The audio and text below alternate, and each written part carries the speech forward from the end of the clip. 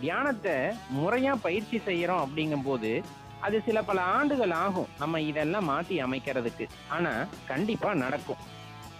அதே போலதான் செலவே இல்லாம மனதோட எண்ணங்களை RNA DNA பதிவுகளை மாற்றி அமைக்கிறதுக்கு மூலியமா நமது சுபாவங்களையே மாத்தி அமைச்சிடலாம் அப்படின்னு சொல்றாங்க.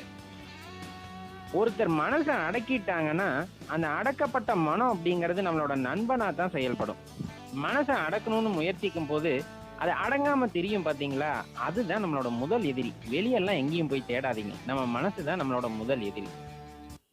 இன்று நம்ம சந்திக்கக்கூடிய பல பிரச்சனைகளுக்கும் காரணமா இருக்கிறது நம்ம மனசு தான். உண்மையை நம்ம ஒத்துக்கிட்டு தான் ஆகணும். நமக்கு ஏற்படுற நோய்களுக்கு காரணமும் ஆரோக்கியமற்ற எண்ணங்களை கொண்ட நம்ம மனசு தான். அதனாலதான் சொல்றது, முல்லை முள்ளால எடுக்கணும் அப்படிங்கிற மாதிரி மனசை மனசாலதான் அடக்க முடியும். இதுக்கு நம்ம கையில இருக்கிற ஒரே கருவி அப்படிங்கிறது தியானம் செய்யறது மட்டும்தான். இருந்தாலும் தியானத்தால வர்ற பயன்கள்லாம் என்ன அப்படிங்கறத முதல்ல தெரிஞ்சுக்கணும்.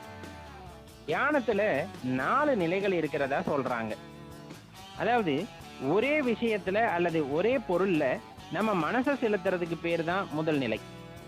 ஒரே விஷயத்துல மனசை செலுத்த முடியாதவங்க எதையுமே சிந்திக்கவும் முடியாது, எந்த தகுதியுமே பெற முடியாது அப்படின்னு சொல்றாங்க.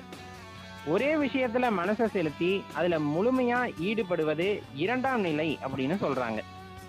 இத முறையா பயிற்சி பண்ணணும் அப்படின்னா உலக விவகாரங்கள்ல நம்மளால வெற்றி அடைய முடியும் அப்படிங்கிறது சொல்லப்படுற ஒரு உண்மை. நம்ம சுத்தி என்ன நடக்குது அப்படின்னு உணராம நாம எடுத்துக்கொண்ட காரியத்துல முழுமையா ஒன்றி விடுவது 3ஆம் நிலையான மேதை தன்மை அப்படின்னு சொல்றாங்க. விஞ்ஞானிகளும் யோகிகளும் தாங்கள் மேற்கொண்ட காரியத்துல ஒன்றி தங்களையே மறந்து போயிடுவாங்க அப்படிங்கிறது முன்னமே நம்ம நிறைய இடங்கள்ல படிச்சிருக்கோம். இதனால இவங்களுக்கு எந்த பிரச்சனையுமே வராது. இதத்தான் என்னன்னு சொல்றாங்கன்னா சமாதி நிலை அப்படின்னு சொல்லுவாங்க. கடைசி நிலை பேராற்றலை பெறுவது, எதிலும் ஆட்சி செய்யும் ஆற்றலையும் பெற்றது. சரியான முறையில நம்ம தியானத்தை மேற்கொள்ளும் போது நம்ம பல பிரச்சனைகளிலிருந்து நம்மளை விடுவித்துக்க முடியும்.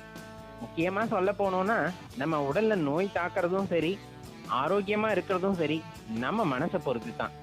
ஒரு மருத்துவமனையில ஒரு நோயாளி சேர்க்கப்பட்டிருக்கும் போது அவர் அருகில போறவங்க அவருக்கு நம்பிக்கையான வார்த்தையை தொடர்ந்து சொல்லிக்கிட்டே இருந்தோம்னா அவர் சீக்கிரமா எந்திரிச்சே உட்காந்துக்குவார்.